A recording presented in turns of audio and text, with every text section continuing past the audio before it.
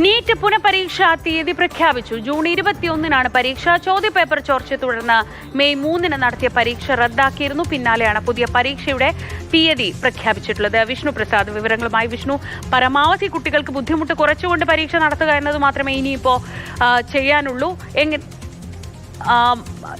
കഴിഞ്ഞ ദിവസമാണ് ഈ നീറ്റ് മാതൃകാ ചോദ്യപേപ്പർ പ്രചരിച്ചിരുന്ന അതിലെ ചോദ്യങ്ങൾ തന്നെയാണ് യഥാർത്ഥ ചോദ്യപേപ്പറിലും വന്നതെന്ന് കാണിച്ചുകൊണ്ട് നീറ്റ് പരീക്ഷ റദ്ദാക്കിയത്.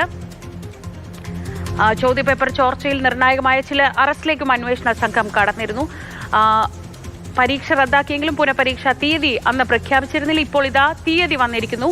ജൂൺ 21-നാണ് പരീക്ഷ.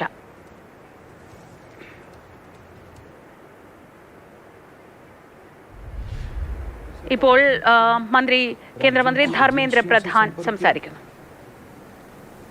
और 12 तारीख तक यानी 8 को सुबह प्रक्रिया एक प्रकार से 7 रात को शुरू हुई, 8 को ही शुरू हुई, 8, 9, 10, 11 3-4 दिन में जब हमको स्पष्टता हुई, हम कंफर्म हुए हैं कि इस बार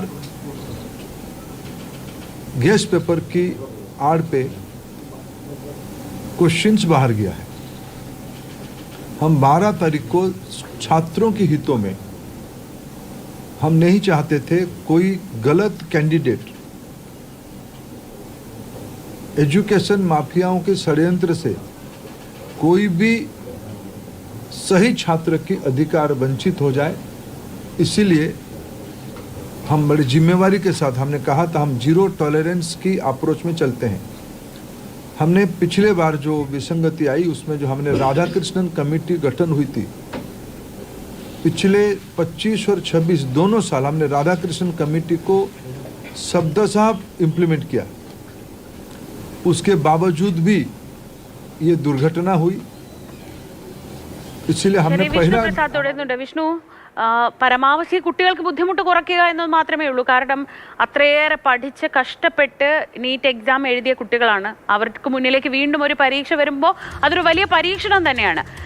എങ്ങനെയൊക്കെയാണ് ഈ പരീക്ഷ സജ്ജീകരിച്ചിരിക്കുന്നത്? ജൂൺ 21-ന് നടക്കുന്ന പരീക്ഷ എങ്ങനെയാകും? പുതിയ അതായത് റീഇഷ്യൂ ചെയ്യുന്ന അഡ്മിറ്റ് കാർഡുകൾ ഉപയോഗിച്ചാണ് പരീക്ഷ നടക്കുക എന്നാണ് ഇപ്പോൾ അറിയാൻ സാധിക്കുന്നത്. എന്തായാലും മെയ് 3-ന് നടത്തിയ പരീക്ഷയുടെ ചോദ്യപേപ്പർ ചോർന്നതിന് പിന്നാലെ രാജ്യവ്യാപകമായി വലിയ പ്രതിഷേധങ്ങൾ ഉണ്ടായിരുന്നു.